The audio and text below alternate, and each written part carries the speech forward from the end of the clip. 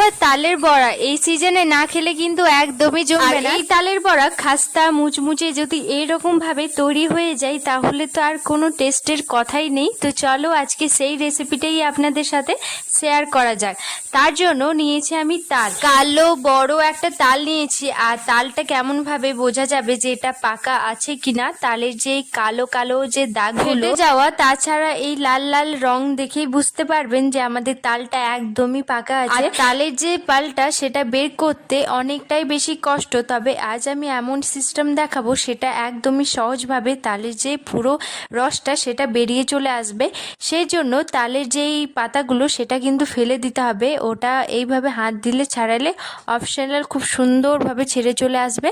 তারপর এটা এই তালটা সানে দুবার ফাটিয়ে নিলেই কিন্তু একদমই গাটা একটু ফেটে ফেটে চলে আসবে। তারপর এইভাবে হাত দিয়ে টেনে নেবেন, খুব সুন্দরভাবে এটা সহজভাবে হয়ে যাবে। এই যে তালটা আমার খুব সুন্দরভাবে ছেড়ে চলে এসছে, এবার এটা ঘষার পালা। তার জন্য এই যে ছালটা আছে ওপরে কাটটা সেটা হাত দিয়ে এইভাবে ছাড়িয়ে নেব, ঝটপট কিন্তু এটা ছেড়ে যাবে, না কোনো ঝামেলা ছাড়া।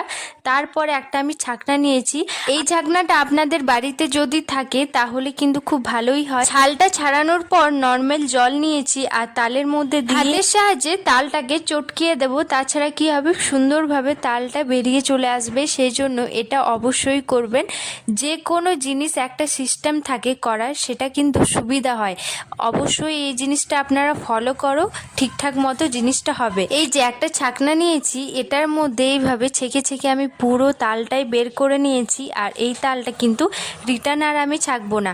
যদি আপনাদের ইচ্ছে হয় তাহলে একটা সুতির যে কোনো কাপড়ের মধ্যে দিয়ে ছেঁকে নিতে পারো, সেটাও হবে। তাছাড়া এমনি থাকলেও কোনো অসুবিধা নেই। একটা তালের মধ্যে মোট অনেকগুলো তাল বেরিয়েছে, সেই জন্য কিন্তু এতটা আমার লাগবে না, একটু আমি উঠিয়ে রেখে দেবো। এবার বাকি যা যা দেওয়ার সেটা হচ্ছে চালের গুঁড়ো। চালের গুঁড়ো তো নয়, এটা হচ্ছে চাল বাটা। চালটা আমি এক রাত আগে এটা ভিজিয়ে রেখে দিয়েছিলাম, ওটা মিক্সিতে আমি পুরোটাই পেস্ট বানিয়ে দিয়েছি। এবার তালের মধ্যে দিয়ে দেবো। আর তালের বড়া অনেকেই অনেক রকম করে বানাই, তবে আজকে আমি নিজের মতো করে বানিয়ে আপনাদের সাথে শেয়ার করছি। আমি এটা বানিয়ে থাকি, আর এই তালের বড়াটা এত সুন্দর লাগে, মানে ক্রিস্পি তো তার সাথে টেস্টটা অসাধারণ হয়। সেই জন্য আমি এইভাবে বানিয়ে থাকি। আপনাদের যদি ইচ্ছা হয় চাল বাটাটা নাও দিতে পারো, এর জায়গায় গমের আটা বা ময়দা বা সুজি দিয়ে বানাতে পারো। আর পরিমাণটা তালটা আমার একটু কম আছে, তাছাড়া ওই চাল বাটাটা সেটা কিন্তু বেশি আছে। কি হবে তালটা যে তেতো থাকে সেটা কিন্তু